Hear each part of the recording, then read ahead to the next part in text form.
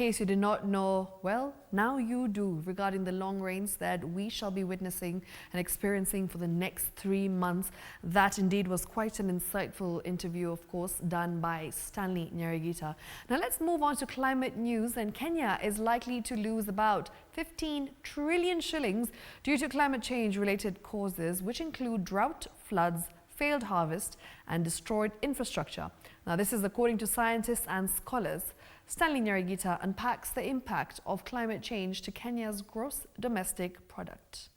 Speaking at the launch of the Institute for Sustainability and Climate under the International Leadership University, scholars have warned that Kenya is losing about 900 billion Kenyan shillings annually due to changes in climate change, which equates to about 3 to 5% of the country's gross domestic product. 3 to 5% of our GDP is lost annually. You know what this means? It's easy sometimes to read statistics,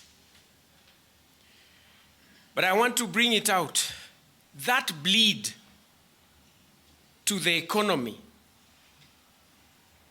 and its entire output, economic output, costs us about 870 billion Kenya shillings annually. This is strictly due to climate change. That's the cost of floods. That's the cost of droughts. That's the failed harvest, the lost jobs that we have lost in this country, the damaged infrastructure.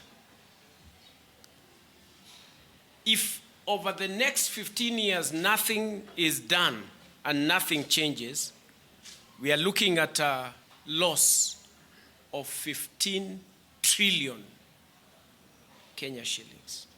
This trend is likely to continue and cost Kenyans more if no action is taken, where the government and institutions of higher learning are now being called upon to join hands and develop courses that will change the trend and avert a catastrophe.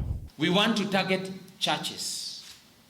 As a Christian institution, we want to target villages.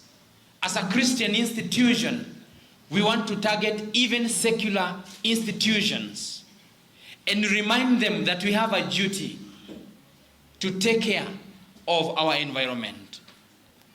International Leadership University, the future we desire will not come from intention alone, but from action that is rooted, inclusive, and brave.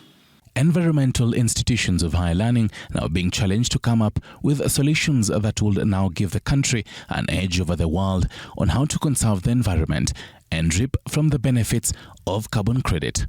Stanley Nyarigita, TV 47. When you talk about